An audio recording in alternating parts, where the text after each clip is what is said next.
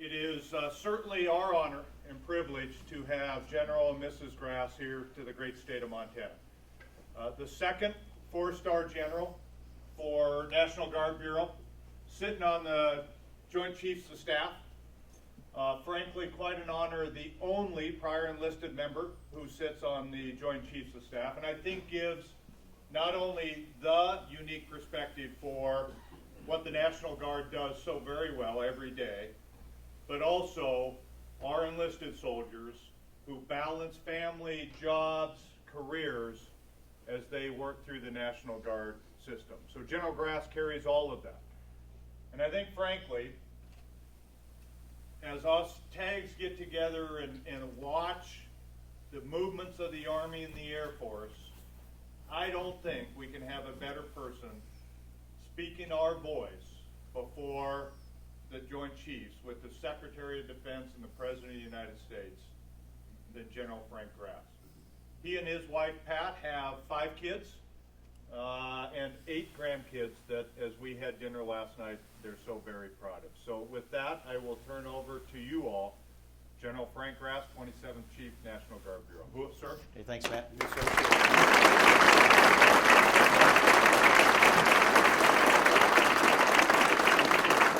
Good morning. First of all, I got to check. I got plenty of wires on me to make sure everybody can hear me all right that needs to hear me. We're good. Okay, that's good.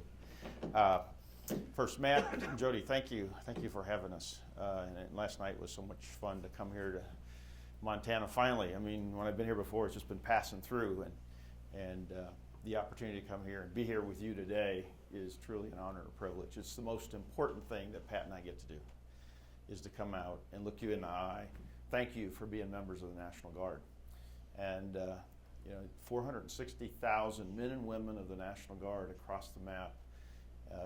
This morning, I think we've got 11,000 deployed in at least 12 countries around the world, and that's on a mobilization order. And then you roll the Air Guard and Army Guard folks that are out there on all kinds of other orders across the map. It's probably 50 countries around the world that we could track a guardsman in today somewhere, especially when you roll in our state partnership program. So again, it's an honor to get to do this any given day. I'm a Missouri Guardsman, and I always make sure, even on my staff, if anybody that's worked on my staff knows, I'm going to ask them, what state are you from? Because it makes us who we are as Guardsmen. We all come from a town, a community, we come from a state, and we work for a governor. And believe it or not, even as a 4-star, I was talking to Governor Nixon about Ferguson the other day, who's my governor. And he sees me and he stops in and talks to me, because it is different. He's still my commander-in-chief. I'm serving on a federal order, but believe it or not, he had to nominate me for the position. For your general officers, the governor, even though you're serving on Title 10 as a guardsman, your governor is going to nominate you, and I'm very proud of that's who we are.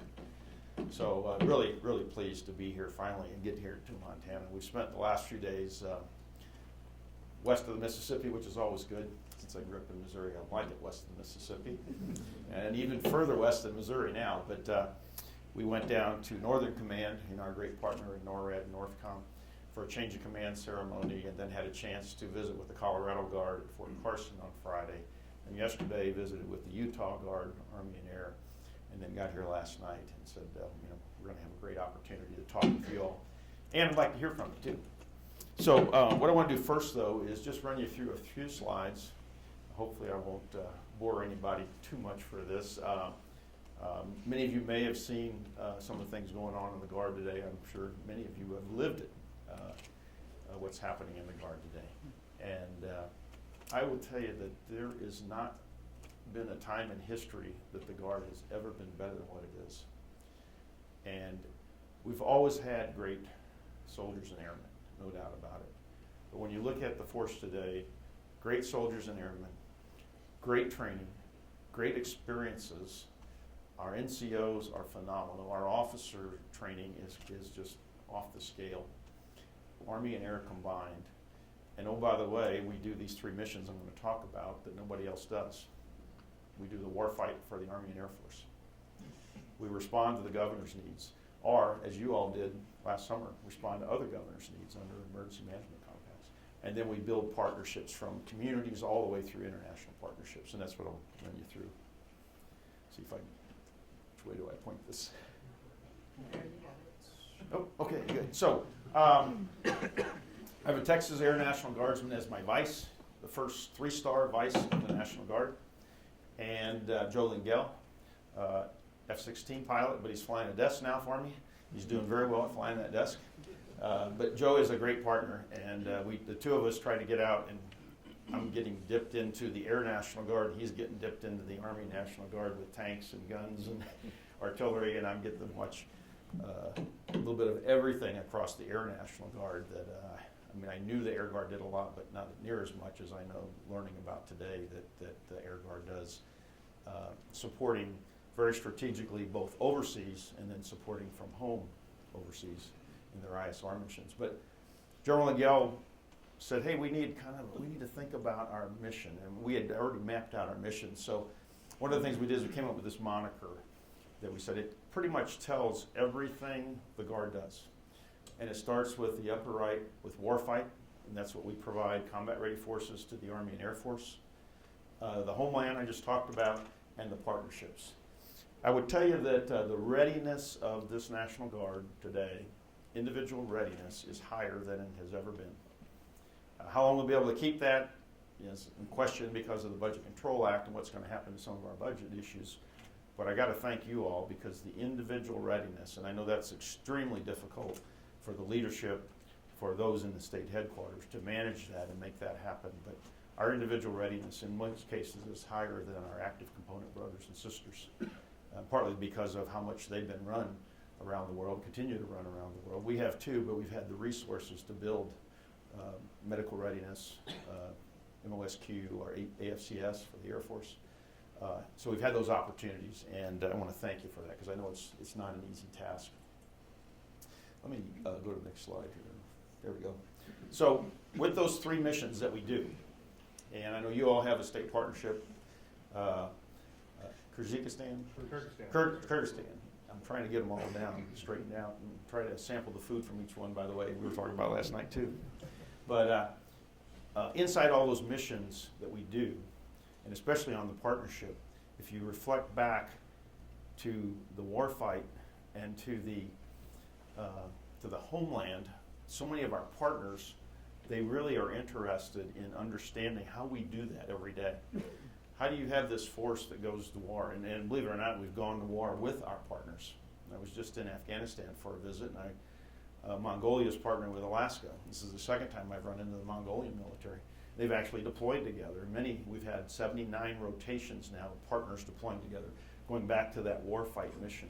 But at the same time, I hear from the chiefs of defense a lot of times, how do you do this thing in support of your governor? We want to see how you take that warfight capability, but now you move that into command and control, and you got engineers and medical and transportation, and you take infantrymen and you take fighter pilots, and now they go respond to the needs, whether it's a fire, flood, or tornado. How do you do that? So the partners are very interested in that. But one of the things that we had to do as a National Guard, throughout our history, was to get that right in our laws, and that's one thing we're working very closely with some of these countries. You got to get it right in your laws. But not only that, for us, it was setting the strategic direction of the Guard for the future, that we could accomplish those 3 missions that we do every day. And if you look up at this, the strategic direction that we walked away with a couple of years ago, and it's still very solid today, is the first is providing those trained and ready forces for the operations that we do around the world. And let me just share with you, about 11,000 I said deployed, but if you total up all of the Air National Guardsmen and the Army National Guardsmen that have mobilized since 9/11, it comes up to over 760,000 mobilizations. Individuals, all 750,000 have mobilized. And go back to what I said earlier, the readiness is better than it has been. Personnel, that's pretty phenomenal. So some people sometimes will say, are you worn out, are you broke? I tell them it's the furthest from the truth. But when I get to the questions, if you think we are, I would like to hear from you. My big concern is how can we sustain what we have with the budget coming down a bit. So that's one of our number one priorities, and I know the Adjutants General, this is their number one priority, is the trained and ready forces that we provide, both for the warfight as well as the homeland. The second priority here, strategic direction that I gave the staff and the tags that I've worked on, is being good stewards of the money, of the resources, of the equipment. All the USPFOs work for me, but we have this partnership with the tags. But they work for me because they're a Title X, and their mission is to make sure that dollars are executed properly, the equipment, many of you work that every day, that it's used properly, that you have the right amount of equipment. And a lot of work goes into that, maintaining all of that. But I keep those, I actually rate and senior rate every USPFO because that's our primary mission at NGB, is to provide you the resources. I guarantee if there was a resource requirement, if you had the dollars and you had the equipment, there would be no reason to have an NGB, other than to go up and testify on the hills. But yeah. But I would tell you that that's our mission at NGB, is to make sure you get the resources. So we decided early on, General Miguel and I, that being good stewards of that money is critical. And it's even more critical now as we draw down the dollars as a nation. And many of you have heard about the Budget Control Act and sequestration. And so we're really watching close of what's happening to your training dollars. And can we continue to get the biggest bang for the buck? You know, how do we spend those dollars, making sure that every dollar we spend is, first of all, it's appropriated correctly, and then it gets to you, and that you execute it correctly. So we're spending some time, we're making some changes at the National Guard Bureau, especially on contracting, because so much of the Department of Defense has been able to rely a lot on contracting. And now that the money is coming down, we got to get back to some reality on what we can afford for the future. Our third priority, though, being sustain the National Guard community. And you all do that so well. And I say the community, that's you, that's your families, that's your employers, that's the community that supports the Guard and supported us so well. And how do we sustain that? And I was looking at a list the other day. We have 19 programs, Yellow Ribbon, Beyond the Yellow Ribbon, DPH programs, family programs, all of these employment programs, all these programs that didn't exist for the most part, at least there was no resources for them, pre-9/11. And now as we draw out of major war, I say major war, I mean we peaked at 115,000 mobilized in 2005. Today we're down to about 11, so we still have a certain number of folks deployed. So we have to keep these programs going in some way, because some of them I think now have become habitual programs that we must keep going. So how do we do that? How do we keep that community relationship that support our men and women so well? And how do we keep especially the contractors, where some of those we're actually going to convert to civilian. I think if you're in the Air Guard, you've probably already seen the change out to Title V DPHs, the Directors of Psychological Health. I think some of the programs under Yellow Ribbon, children's programs, employment programs, we're going to roll those into a program called Joining Community Forces, which I think you've already embraced. And that's how we're going to get at this community. We're actually going to go here in January and brief Dr. Biden, the Vice President's spouse, who is also the mother of a Guardsman in Delaware. Bo Biden, the Attorney General of Delaware, is in the Delaware Guard. And she's very interested in what we're doing in Joining Community Forces, where we bring the community, we bring state, federal assets together and respond to the needs of our men and women from across the board. And we're opening that up to veterans in general. So it is a huge priority for us. And the last priority being forge and maintain partnerships. And I already talked a little bit about the state partnership program. We just announced 2 new ones that we've advertised. We're adding 2 more. We added already 3 this year. But there's 74 state partners today. And the 2 we're adding are both in Africa. We've put out an announcement for Djibouti and Kenya. I saw the combatant commander, General Rodriguez, this past week, and he said, hey, Kenya is, every time they see him, hey, when do we get our partnership? And the president actually, I think, committed to Djibouti, so we're going to get some new partners there. But many states now, I mean, we've got a significant number of states that have 2 partners, and actually at least 1 state that has 3 partners now. And so those partners internationally have been huge for us. And they're great for the world, for the nations, for, you take the organization, whether it's NATO, State Department works very closely with us on those. And around the world, they are making a difference. When a chief of defense comes to the White House to see the president, or then maybe comes to the Pentagon to see the Secretary of Defense and the chairman, if they have a partnership, they're usually on my calendar and coming by. We'll sit down and have a meal together. or they'll stop in to see me and say, hey, and they all know the tag by the first name, and they know a lot of the men and women. If they have a bilateral affairs officer in their country, they know them by personal relationships. Many of them know the families. So it creates a bond. That state partnership creates a bond that nothing else like it in the world. And everyone in the Pentagon loves it.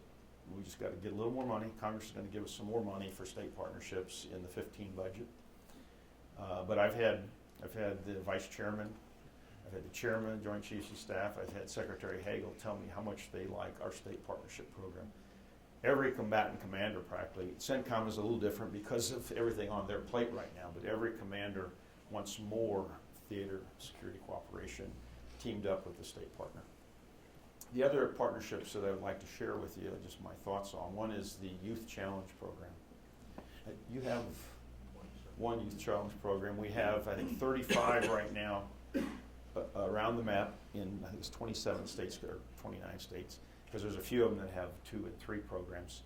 And we're going to expand that probably this year. By the end of this month, we will have graduated right about 125,000 at-risk youth from the time the program started 21 years ago. These were 16 to 18-year-olds on a path. I mean, most of them will tell you, and General Quinn and I were talking about last night, we've talked to so many of these young men and women that were on a path, and their lives were on a path that was not good. They were going to end up in the criminal justice system somewhere. They were going to end up on the streets, or they were going to end up, in a very difficult situation, family, friends, being outcast to society. And every one of them will tell you that it was Youth Challenge that turned their lives around. And we've got some amazing stories in that Youth Challenge program. But it's a partnership that nobody else can do. It's a partnership between state education, the National Guard, the federal government putting some money in it, and the individuals that sign up to this, because they can walk away at any point, but they commit their lives to take on this new challenge, the resident course of 5.5 months, and then the mentorship for 15 months. And we're making a difference. If you figure out almost 125 plus thousand that we've changed, and we're only going to grow more programs because there's still a huge need across our population. Other partnerships, though, that I think sometimes people forget about. Each one of you probably has a partnership in your community, one way or the other. And as I've traveled around the various states, I get a chance to see those. And they're nothing formal, but they're a partnership of who you are, where you come from. You may be the mayor. You may be, in fact, one of our congressmen on the Hill is a retired guardsman, Steve Womack. I was talking to him, and we actually mobilized him when he was the mayor of Russellville, Arkansas. And he still talks about it, and you think about his partnership with that community where he left, and they supported him so well, but he supported them. I've had county emergency managers. I was in Louisiana on a tour, and this really shows the value of the Guard in that partnership. This county emergency manager actually was an E6 in the Louisiana Guard. And can you imagine when he goes into a meeting in his county and talks about responding in the homeland? And he's got 2 hats on, and he can build that partnership with all the cities within his county very quickly. So no one else can meet that, and I think that makes us different, makes us extremely effective when there's a disaster. But also when you all, just like your MP unit coming home now, when you come home, when you leave, you take a part of that community with you, and that community represents you when you're gone, and they take care of your families. And nobody else can do that like that. So that's a priority for us to continue those partnerships, and I think there's some more coming for the future that with this joining community forces that will expand that. Now, let me just talk a little bit about what's happening for the future here. In the worst case scenario of the Budget Control Act, we worked with the Adjutants General, and we said, okay, worst case scenario, if we had to go down the numbers that the Army's given us, what would that do to the Army Guard, first of all, and I'll talk a little bit about the Air Guard. But what would it do to today we've got about 351,000 Army Guardsmen across the map. We ended the year at about 354, and we're coming down. So the end of this fiscal year, we're programmed to be at 350,200. When 9/11 hit, we were at 350,000. So we're going back to where we were. But if Budget Control Act, which is law, continues, the impact we estimate, and this is probably out about 2019 timeframe, it could have caused turbulence of 70,000 spaces in the Guard. Doesn't mean we're going to lose those, but we'll lose some, but it'll cause turbulence. And I'm not trying to scare anybody on this, by the way. Just making a statement here that we take this information and we share it with Capitol Hill. When I go and testify, I share this kind of information with your senators, with your congressmen, to let them know what's about to happen to their military. And you can take about any one of the services and you'll see these kind of changes. Now for the Guard, the impact as far as the turbulence of moving, this unit's leaving, we're bringing another unit in, we can't leave. We're not like the active where we can just take a unit off of a base. If we take a unit out of the community, we got to put something back in there because we are that community force and we respond to the homeland, and time and distance is so important. But worst case scenario, 70,000 spaces of turbulence at a cost of over $1 billion. So we're telling Congress this to say somebody's got to fix this Budget Control Act, or you're gonna really hurt your military across the board. On the Air Guard side, the impact isn't quite as bad. It's been in the past, and you all have experienced it, definitely going from F-16s to F-15s to C-130s. But for the most part, on the air side, what we need is money to modernize. We need C-130Js. We need more KC-46 tankers. We need the latest blocks in F-16s, and we need F-15s with the latest radars on them. And then, of course, we got C-17s we're flying now. We need to modernize all of that and provide the tools to all the men and women in the Air National Guard to do that, and all the support units that make that happen. We got to make sure they have the tools and that they're current. I would tell you that the relationship today with the Air Force and the Air National Guard is the best I've ever seen. General Mark Welch, he and I, and the Chief of Staff of the Air Force, he and I testified together for the jobs. He took his job about a month before I did. He has been a tremendous partner. And Secretary Deborah Lee James, who used to be Assistant Secretary for Reserve Affairs, very much knows the reserve component. And both of them have been extremely, extremely supportive, to a point even where General Welch asked the question, do I really need this unit on active duty, or can I put it in the Guard and Reserve? That's his thought process. Because he knows if he can save salaries, he can reinvest. And he can field the F-35, and he can field the future RPAs, and he can upgrade equipment in many of his support units sooner. And he can do all of that if he can save salaries. And so he's working hard to find the balance between the active Guard and Reserve. And you all are doing some amazing work that have just proven to him that we can do this. And we can't replace everything, no doubt about it. But finding that right balance, you need some tools. And he's had the Air Force develop some tools called decision support tools with metrics about how much time do you need to get ready, what types of equipment do I need on the ramp right now, ready to roll, and how much training and readiness do I need in each unit, and then how much dollar savings can I get if I move some into the reserve and into the Guard. So again, that's something where we're working toward trying to get that started with the Army as we look to the future. Mitch Brush, many of you know Chief Brush, my senior enlisted advisor, great partner. And as he and I go out and talk about these reductions, we usually say, for you all, don't worry about it. There'll be some turbulence, no doubt. But I think in the long term, especially as we get to the next election, that I think there's enough support across the map among our legislatures and really the administration. We'll see what happens with the next administration. But everyone knows that they've got to change. And to me, I think the Guard is part of the solution. It has to be. I think we have to tell the story, and I would encourage each of you, whether it's somebody in your hometown or somebody in the state or at the federal level, tell them about what you do. I travel around every trip. I find out something that we're doing that I had no clue we're doing, and we're doing it great. And as I run into the commanders across the map, active Guard, reserve commanders, they tell me, hey, we love it. The Guard is just phenomenal. In some cases, we're the first in on some missions. One very strategic mission recently, we were the first in with our special forces. So tell that story, and Mitch Brush does it so well. So whoever trained him in this crowd, anybody train him? Anybody worked with Mitch Brush before? I think Blair trained him actually, though. Blair's been a great partner too, his spouse.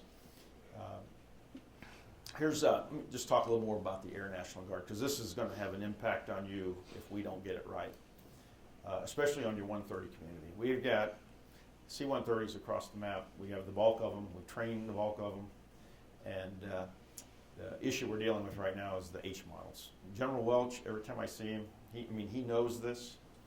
The AMC commander knows this, and Scott, the Transcom commander, knows that we have to upgrade those jets, or those not jets, props. We got to get J models in the system, but it's a huge bill.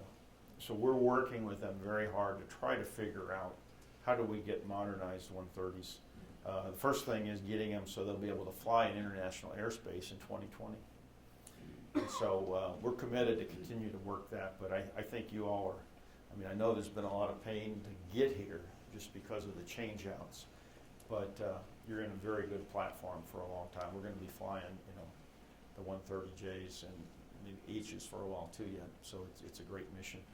But across the board on the Air Guard, what we're seeing right now is the modernization issues we got to get after, and the recapitalization. Getting some more KC-46s. In 2021, we're scheduled to get our first F-35 for Vermont.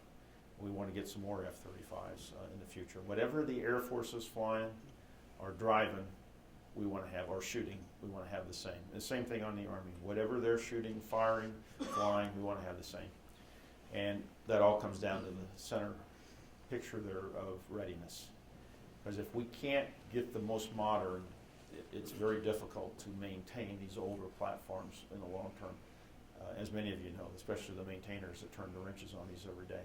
So it boils down to readiness in the end. So I know that the Air National Guard, led by General Sid Clark, Alabama Guardsman, he's very much aware of this, and he's representing you all very well in the Pentagon every day. Oops. Back up one. Okay, there we go. You may not be able to see this.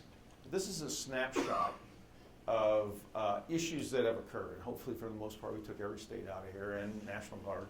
But things that happened in the Guard that were derogatory toward the Guard. And you all see it. You see somebody getting in trouble. They've had issues with bribery. We've had issues with GRAP. We've had issues with sexual assault, sexual harassment. But I would tell you that for the most part, that is a very, very small slice of our population, of the National Guard. And we don't want that to taint who we are. The same issues we're dealing with, our active brothers and sisters and the reserves are dealing with the same issues, but it gets the attention of the press, and in some ways it takes away from the great work you do every day. But what we've committed to, full speed ahead, is when we find people in our ranks, whether sexual assault, sexual harassment, bribery, misuse of equipment, anything like that, we're going to take whatever action it is against them to send a loud signal, and maybe even throwing them out, which we've done already. I have this Office of Complex Investigations that does this. We're going to get them out of our ranks, and it will not be tolerated. Now, I can easily say that up here, but for you all, a lot of this boils down to a team, and a team knowing each other and trusting each other and looking in the eyes. And I say eye-to-eye contact is so important. And Mitch Brush, I'll give Mitch the credit on this one, is all the ancillary training we give you and all that. I don't think that totally gets after the real issue, because the real issue in dealing with problems like this starts as a young soldier, a young airman, who has eye-to-eye contact with their leaders, and their leaders helping them shape the future and who they are, and understanding the values that we teach in the Air National Guard and the Army Guard, and living those values. And it really does start with that first NCO in the chain. So Mitch Brush and I have talked a lot about eye-to-eye contact. Some of you know Chief Roy, the Chief Master Sergeant of the Air Force. He's created some tools now that gets away from all the ancillary training and starts making the personal contact to groom people. And I relate to being a young enlisted soldier about, when you're 18 years old, you can get in trouble pretty easy. Right, Pat? I got 5 kids. It's very easy when you're growing up as a teenager. Your kids can get in trouble. And so when you enlist, you need that mentorship. And especially, you don't know, I mean, we come from so many different communities and so many different backgrounds. So where do you get that in the military? Well, basic training, you're going to get some of that, and they're going to kind of set the stage. But then you need that re-emphasized every period. And I remembered reporting in on drill weekends, heavy equipment operator in a construction platoon. And what was most important for me was my squad leader, Staff Sergeant Gerard, and my platoon sergeant Shareth. And I didn't even know who the company commander was probably at that time. I definitely didn't know there was a battalion commander or even an adjutant general at that time. And you know, thinking about National Guard, that was well beyond what I ever even began to understand. But what was important was that squad leader and that platoon sergeant, because that, to me, they were my mentors. They were my leaders. And we would meet for drill weekend. And we would get together, and the squads and the platoon was so tight. We knew each other, and you could sense if somebody was struggling with something. And we'd all come together and try to help each other. And, you know, young age like that, there's so much goes through your life so quickly. And there was one situation one time where we had one of our heavy equipment operators and came in on drill weekend, and we all recognized he was dealing with something and he wouldn't talk. So we kind of huddled around him. His spouse had left him, had a little boy, and then he lost his job at the same time, 21, 22 years old. And he was just kind of starting to distance himself. And we said, come here, let's talk. One of the guys in the platoon, well, he was an E4, and his dad owned a construction company. He goes, my dad's going to hire you. We're going to get you back to work. And I said, let's go talk to the chaplain, because you're going to deal with some tough things. So these are all things we deal with. But again, it's that platoon, that squad, and knowing people and sensing people. You'll never get that off of a computer, off a text message. It's that eye-to-eye contact. So I want to tell you that because we throw this up just to get at that. That's what makes us strong in the Guard, is that community relation. There's so many people that want to help us today. So don't feel like you're alone. We're all going to go through. I'll go back to raising 5 kids through teenage years, and we survived somehow. Some days I wondered how we survived. But you're all going to go through difficult times in your life. But the Guard family can really help you with that. And when you find somebody that doesn't want to adapt and doesn't want to treat people with respect, let's get them out of our ranks. Because the bulk of the Guard is phenomenal. I think that's it. Yep. So I know I talked way too much. Thought I would open up to you and see if you have any questions, comments, or advice. And one of the first ones that I want to ask you, are we deploying the National Guard too much? Anybody want to take that one on? And I realize the bulk of this is the full-time staff that churned for the last 13 years over and over and over, deploying thousands. The first question is always the hardest. Where's my come on up here. So we got a coin for the first question to make this work.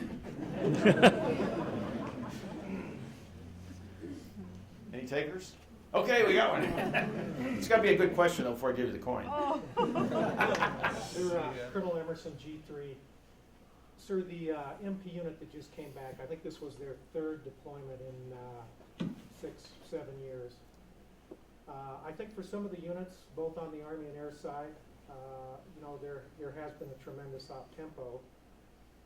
My concern is, as we draw down and as the wars end, really these younger soldiers that have joined, especially since 9/11, they do expect to go places and do things. And I think that's my greater concern is, as we see the money and the resources draw down, how are we going to sustain that? Yeah, that's a great question and a great comment, because I see the same thing. And Mitch Brush tells me as he travels around, and the Army Guard, Air Guard directors and the senior enlisted say the same thing. How are we going to keep our men and women challenged? Well, if you want to say, unfortunately, the world is not a safe place. And we just, in the last, 6 to 8 months, we've had ISIL and ISIS come out of nowhere. We've got tankers flying over there. We've got special forces there. We've got other units that will be going back into the Iraq area. Yesterday, or just in the last few days, we've announced another 1,000 added to the numbers in Iraq. So the baseline was going to come down to 8,000 or 9,800. It's actually going to be 10,800 now. So the number will go up there. We're mobilizing our first unit to go to, I guess they'll probably be, the way it looks right now, they'll go to Liberia as a backfill from the 101st to fight the Ebola virus. And then we have the reassurance of all our partners in Eastern Europe that it's kind of back to the future for many of us that grew up in the Cold War era. So the requirements are not going down. So that's unfortunate for the nation. What it means for our men and women, you're going to have to be ready, and you're going to have to be ready quicker, and there will be opportunities. We're going to continue to mobilize. I don't see us coming below 10,000 for a number of years. Now, that's out of a force of 460,000 too.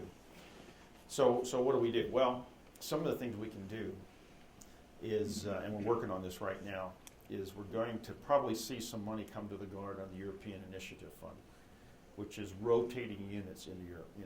During the Cold War, you had a couple 100,000 troops across Europe.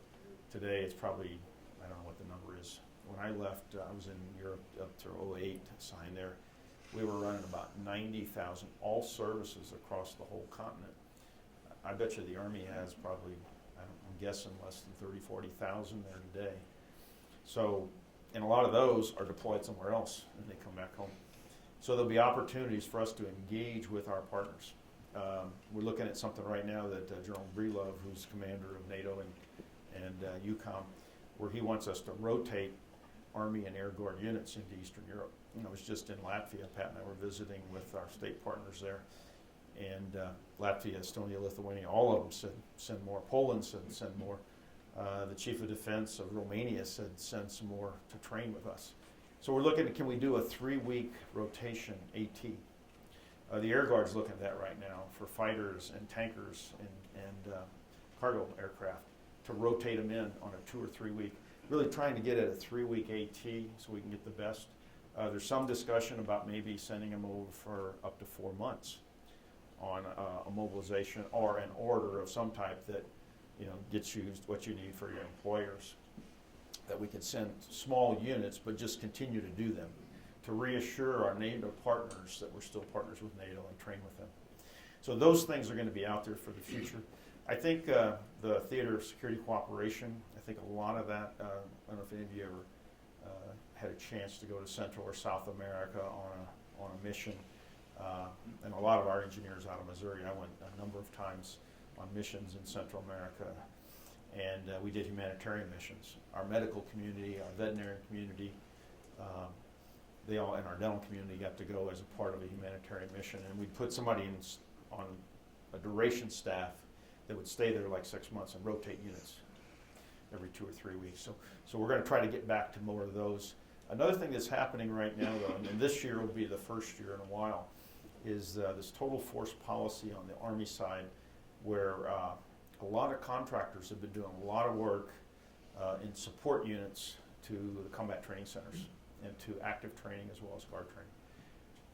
I think we've got over 100 units in fiscal year 15 that are actually going to replace some of those contractors, and they're maintainers, their transportation, their medical, their engineers, and they're going to be as a part of the CTC rotation. And I think you all are going to be part of the CTC rotation out of your battalion. So we're going to see more of those opportunities, I think, come together here in the homeland. The southwest border, I was just with some of those folks, and I think there's going to be some opportunities there to support the transnational organized crime. So those are the kind of missions, not every year, but we got to keep those kind of missions so that the young men and women that haven't had a chance to go out of their state and do something like that they have those opportunities. So hopefully that we can get the dollars. There'll be a few years here where it might be a bit lean, but we'll come back out of that. So good question. You get the coin.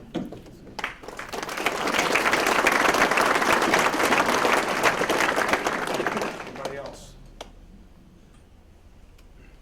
Sir, Lieutenant Colonel Mitch Moretti. I'm the commander of the 163rd Cav, and we're going to an NTC rotation in August. And maybe with my question, I can answer your question. Is our soldiers are ramping up, and we're doing 3-week ATs and extra days to get ready for this NTC rotation, and then we're going to an available year.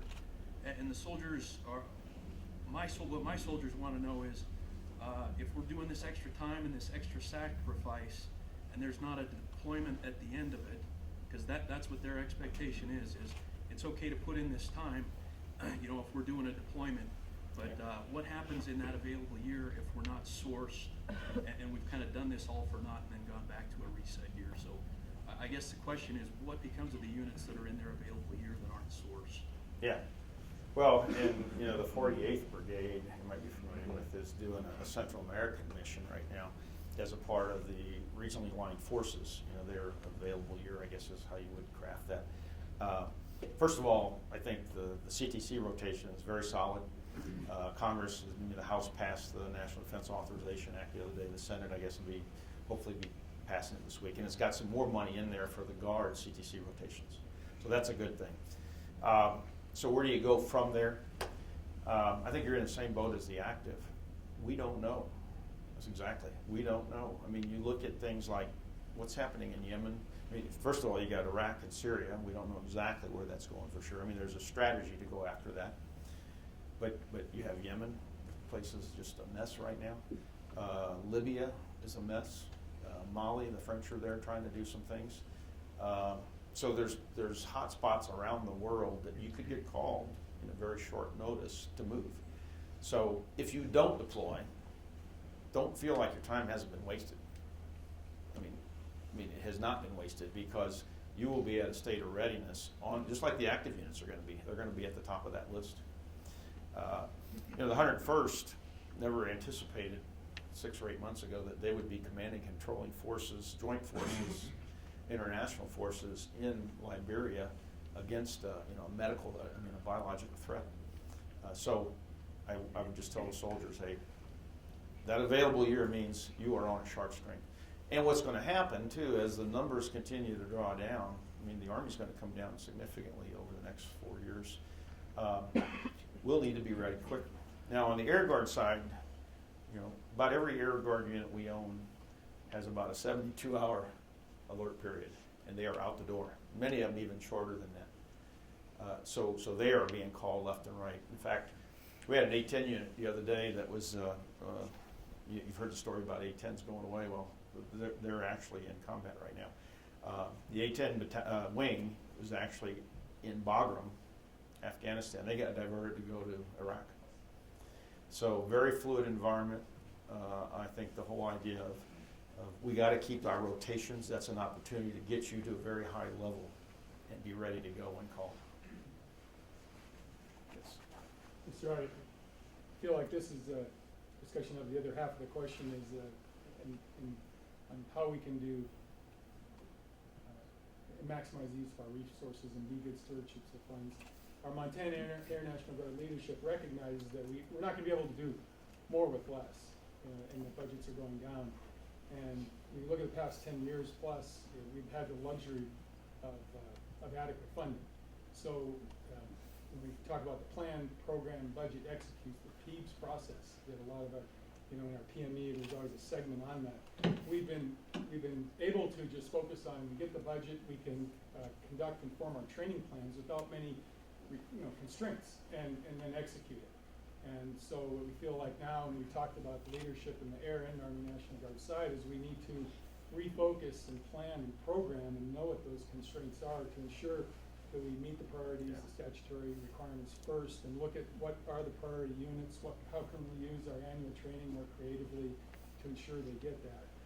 And that might be something that across all the states in the nation that when we look at, we've had a generation of NCOs and officers who've come in and they haven't had to deal with that. And so we're trying to look back, and we're already re-looking our training guidance for this year, and then trying to get ahead of it for next year to put those kinds of steps in place. So, yeah, it's just the reality of the situation. Yeah, yeah, and if you look back on 9/11, where the Guard's budget was, and you look at where it's at today, we over time, the first few years was a little bit harder, but over time we got the equipment. By 2003-04 time frame, we got the dollars to do all the things we needed to do.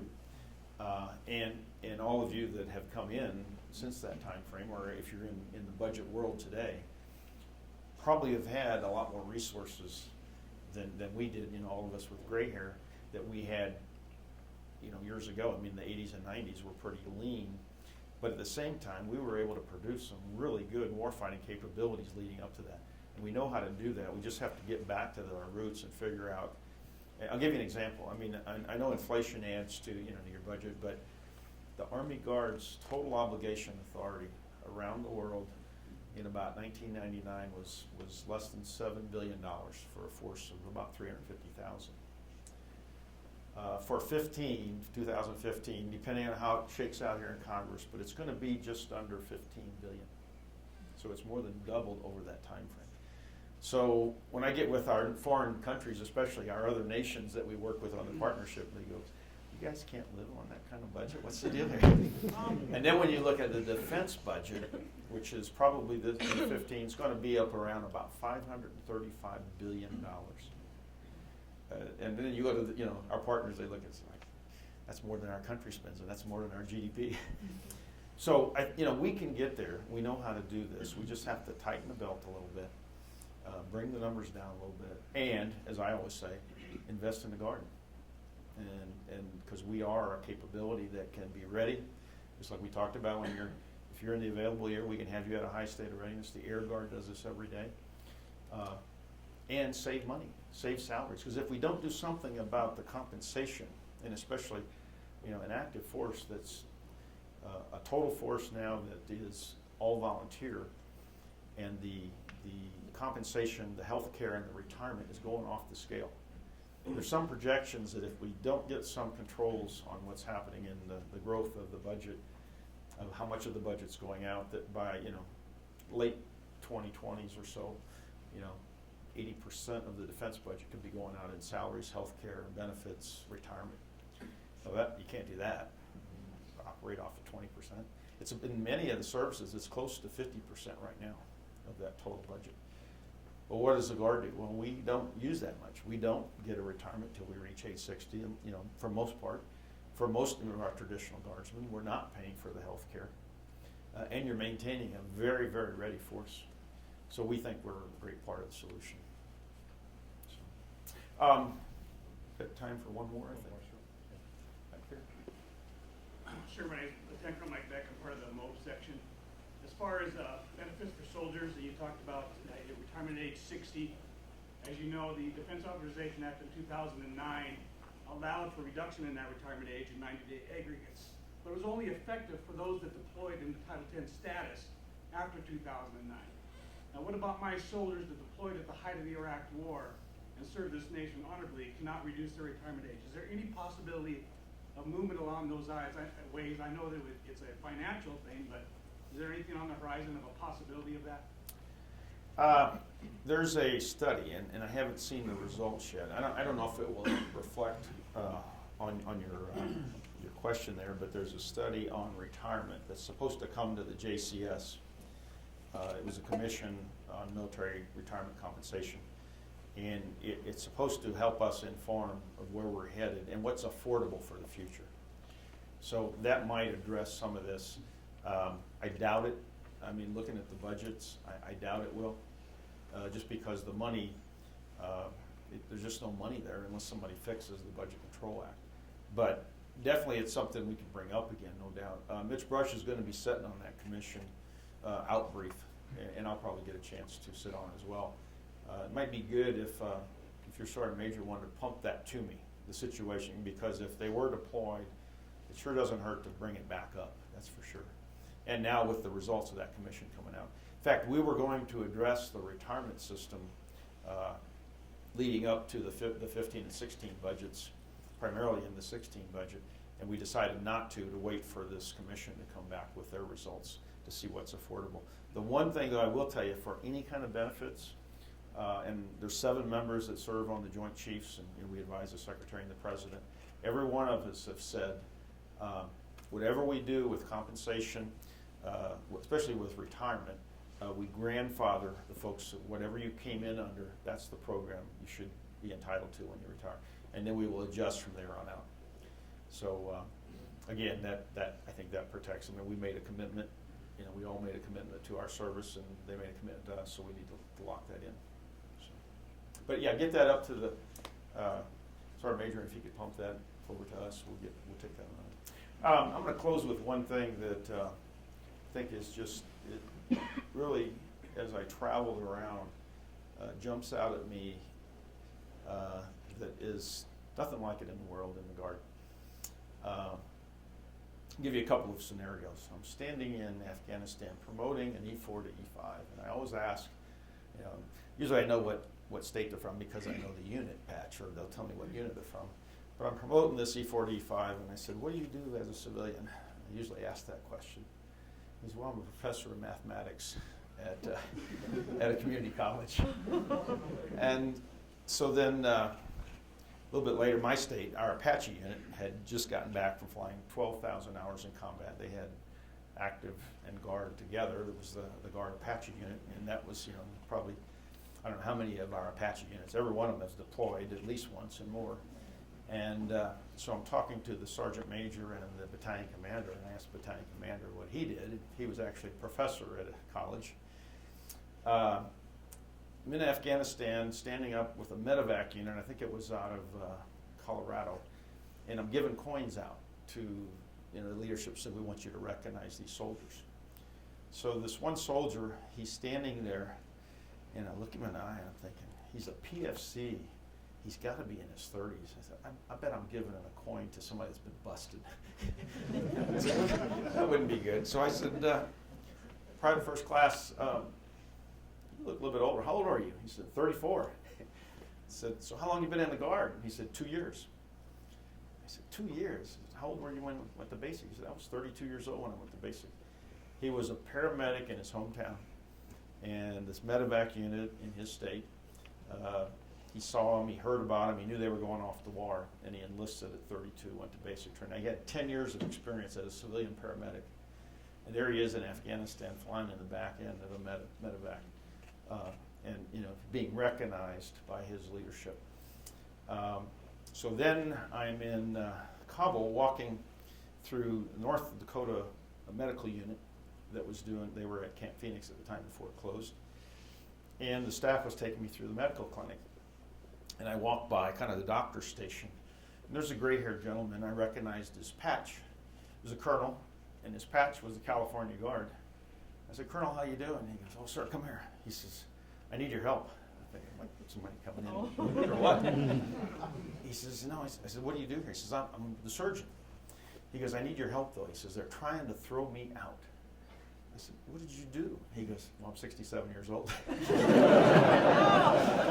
The guy was as fit as could be. You know, I mean, he'd done his whole medical career as a civilian. I mean, the perfect medical type of a mentor you want, as well as in combat, if you have somebody that's going to work on you. And he was just dedicated to staying there and staying at 67 years old, and he was as medically fit as could be. I only share those stories with you because that is the Guard. And I could go around across Montana, and I'm going to find the same thing. I'm going to give you a quick one. Any of the Red Horse folks here that went to help? Yeah, I got to congratulate you all. Went to help the Colorado Guard.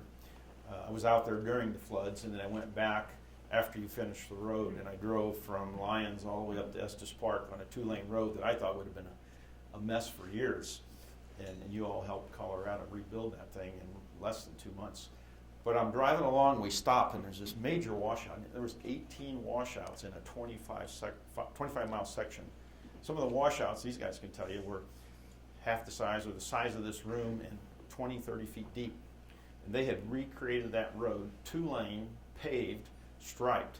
But this one place we stopped about halfway up, standing there looking at this, and the river came along, and of course it just took the whole road. There was a bridge there, took it out. The Montana Red Horse had gone in there, and they had stacked these huge stones, and they had created a whole new revetment so they could backfill all of that area behind there, put the road back on it. Not only that, one of their guys, which I guess he was an architect, and he designed fish habitat in the stream. You know, in the middle of this disaster, they had recreated it as good as anything you'd ever seen. And he said, yep, Montana Red Horse did that job. But again, the civilian skills with the military. It's just phenomenal. So thank you again. Thanks for serving in the National Guard. I couldn't say enough good things when I go back home or back to D.C. If I'm on Capitol Hill, if I'm out and about, seeing the commanders you work for around the map, they always brag about the National Guard being there, and it doesn't happen without your great support. And please thank your families as well and your employers. Thank you.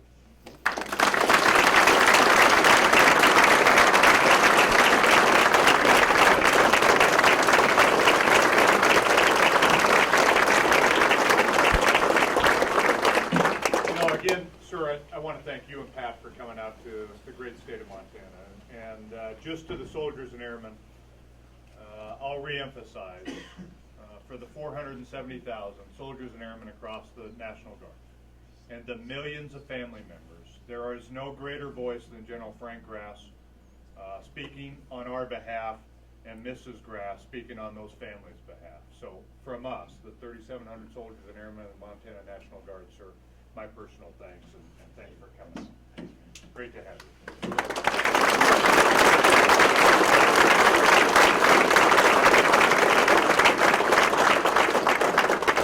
Thanks again. Appreciate it. Everyone, please have a safe and enjoyable holiday season.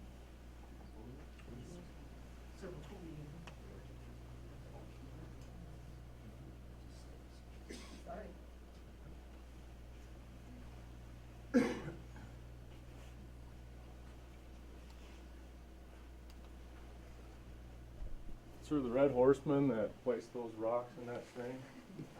This is Tim? All right. Good, good. So what's your civilian job? I'm a heavy equipment operator.